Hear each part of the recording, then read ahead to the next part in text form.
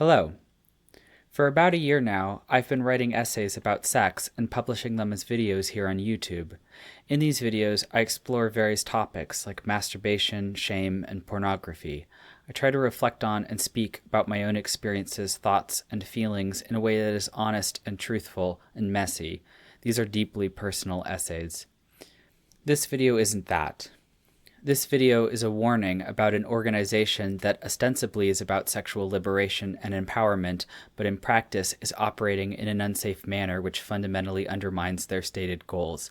An organization that may one day harm people seeking help if they haven't done so already. This video is about the Surrogate Partner Collective. If you haven't watched any of my video essays about sex and you have the time, I would suggest watching one before watching this video. I want you to get a better picture of the kind of person I am when it comes to how I think about navigating our broken sex culture.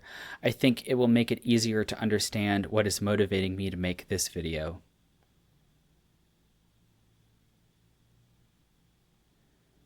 Surrogate partner therapy is an unconventional and obscure kind of therapy that involves seeing a sex worker in addition to a therapist. The sex worker and therapist both work together to help you unpack and navigate sexual problems you're experiencing. The belief is that having an embodied experience of safe sexual intimacy can help you work through certain things that might be difficult through conventional therapy alone. These specialized sex workers are called surrogate partners, which is why the therapy is called surrogate partner therapy. In order to become a surrogate partner, you must first be trained and certified, and the Surrogate Partner Collective is one of only 2 organizations, or perhaps it is the only active organization, that trains and certifies people to become surrogate partners. The kinds of people who would seek this sort of therapy are, by definition, people with sex problems. In many cases, that means sexual trauma. For a surrogate partner to do this kind of work safely, they must be very familiar with the various ways sexual trauma can express itself in people. They must be very sensitive towards things like sexual trauma and coercion and power dynamics. And this means that the people running the Surrogate Partner Collective must be extra super knowledgeable and sensitive when it comes to trauma and coercion and power dynamics, because their job isn't just to recognize the signs of trauma in individuals, but to train and vet people who will go on to become surrogate partners and themselves be responsible for recognizing signs of trauma in clients. Unfortunately, it is my opinion that the people running the Surrogate Partner Collective have an astonishingly poor grasp of what consent is and how it does and does not work.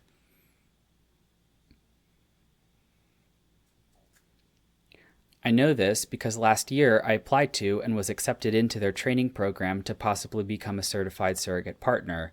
The first step was to attend an in-person workshop they host in San Francisco. The mistakes I witnessed the people running the workshop make were egregious and shocking to me. They failed to do what I would consider to be the bare minimum to ensure a safe environment for those of us who were attending the workshop. And the effect of this was a highly coercive environment that made it difficult to challenge the leaders of the workshop. I found this especially alarming because some of the activities we would be doing involved sexual intimacy. I was pressured into doing things that I was uncomfortable with, and I witnessed this happening to others. On the first day of the workshop, a fellow attendee started crying after an activity and said that she didn't feel like she knew how to say no to it. And another attendee who was confused about instructions told me he was uncomfortable asking any clarifying questions to the organizers because he didn't want to come off like he was challenging their authority. Any institution that makes it difficult to question the leaders would make me uncomfortable, but because we were attending a training to become surrogate partners, I think this is especially alarming. The behavior modeled by the workshop leaders is going to influence the behavior of the attendees, some of whom will go on to become surrogate partners. You do not want the person you are seeing and paying to facilitate a safe sexual experience to act in a way that makes it difficult to question them when things feel off. On the morning of the second day, I requested that the organizers implement a safe word. By this, I meant a word or phrase that anyone attending the workshop could use at any moment to pause whatever was happening so the user of the safe word could voice their concerns. These concerns could be addressed either through clarifying or modifying activities, and then the workshop could continue. I think it's important to note that there was no formal system whatsoever for providing real-time feedback, so if anything felt off, there was no real way to address it. Having any system in place felt better to me than nothing, and I was open to other systems as long as my underlying concern was addressed. I privately made my request to one of the organizers before the workshop started, hoping he would agree to adopt my suggestion, or at the very least do something else to make the workshop environment safer. But he didn't, so I resorted to publicly requesting a safe word when the workshop started that day. The organizers of the workshop then spent the next 10 minutes arguing with me about why my request for a relatively basic safety feature was actually a bad and wrong idea. They argued that if they agreed to have a safe word, it would just be misused by one of the attendees, and it would slow down the workshop so much that we wouldn't get through all the necessary material by the end of the 2 weeks. Not only do I find this argument ridiculous, as it relies on assuming someone would act in a way that I just don't think is very likely, I also find it offensive. Arguing that someone would abuse a safe word when I'm the one publicly asking for one heavily implies that I would be the person misusing this safety feature. The implication is that I have some bizarre ulterior motives for requesting the workshop do more to protect everyone's safety. And then the organizers said that they couldn't continue to waste time arguing about this and that we had to move on. There would be no safe word. I announced that if they weren't going to do what it takes to ensure my safety, that I didn't feel comfortable attending the workshop, and I left. I flew out of San Francisco later that day.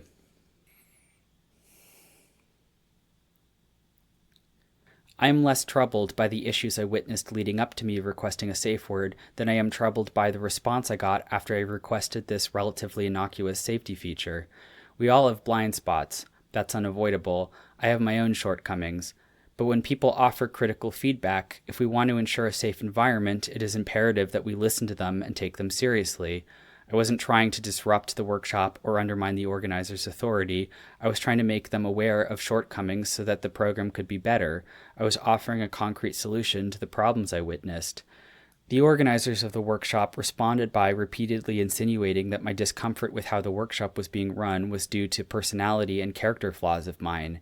They suggested that I was unfairly projecting past experiences of people in positions of authority onto them, or that I was uncomfortable because I am a white man and I didn't want to confront the privileges society affords me, which is something the workshop was asking of me. The logic is that because my discomfort was rooted in my own character flaws, accommodating me would be unnecessary or even counterproductive. I think it is reckless and inappropriate for them to have argued with me the way that they did publicly. They argued that if the safety feature I requested was implemented, it would prevent everyone else from getting the education they paid for and were entitled to. They argued that me feeling safe came at the direct expense of everyone else and was therefore selfish of me. They pitted me against the others attending the workshop. How is everyone else in that room going to feel about raising issues if they feel uncomfortable? They just watched their peer get told he is selfish for wanting to feel safe. Are they going to feel comfortable raising concerns? No, of course not. They are rightfully going to worry that raising concerns will only get them publicly disparaged.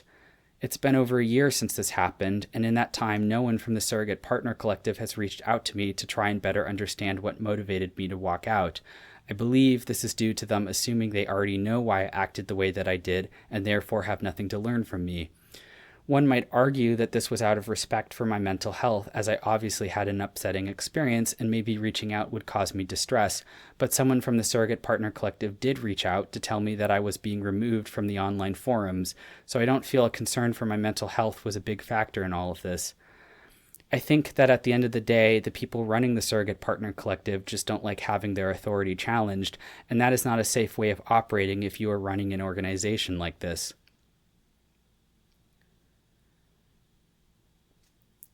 The realization that the people running the Surrogate Partner Collective are operating in an unsafe manner is disturbing to me, as there is a chance that vulnerable people seeking help are getting hurt by this.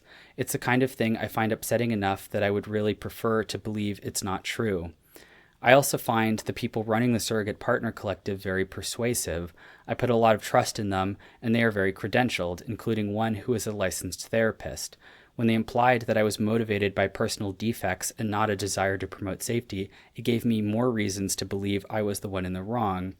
And that created a lot of cognitive dissonance for me. My body told me that what had happened was concerning and unsafe, but I tried to use logic to convince myself I was wrong because I didn't want it to be true. That cognitive dissonance was so great that it led me to have a serious mental health crisis that culminated in me being institutionalized for suicidal ideation. I'm doing better now, as this was over a year ago, and I've been in therapy since, but it does make me reluctant to speak out. I worry that by speaking out publicly, people from the Surrogate Partner Collective will respond by trying to undermine me. I worry that they will convince members of the public that I am not to be trusted, and I worry that this will cause me to doubt myself again and that this will lead to a serious toll on my mental health. But not speaking out is also beginning to take its toll on me. I worry that there are others who have had weird or bad experiences with the leaders of the Surrogate Partner Collective who, like me, have blamed themselves for what happened. I feel a sense of duty to speak up publicly. It has taken me over a year to find the words and the courage to make this video.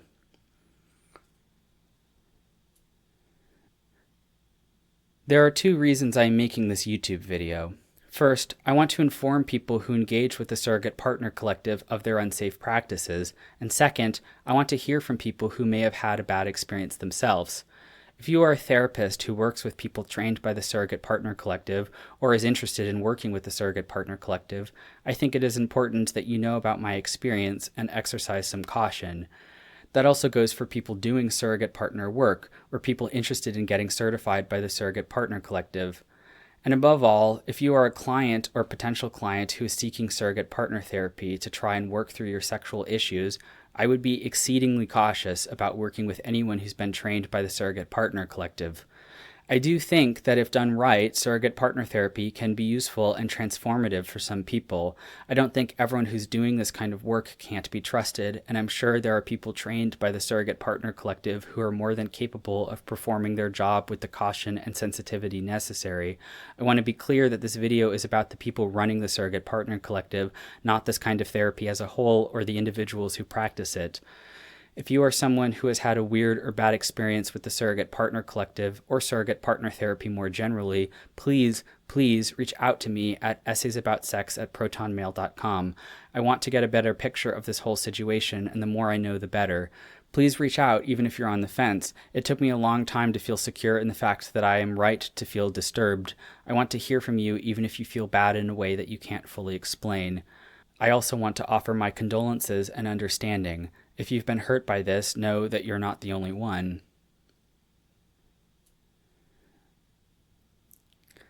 I do believe it's possible for organizations to change, and I think it's possible for the Surrogate Partner Collective to become the organization they aspire to be. But I'm also not naive, and I know that positive change often only happens when all other options have been exhausted. My experience with the Surrogate Partner Collective leadership makes me doubt that they will change willingly. Until they do change in a fundamental way, I would be reluctant to work with them as a client, therapist, or surrogate partner. Thank you for your attention in this matter.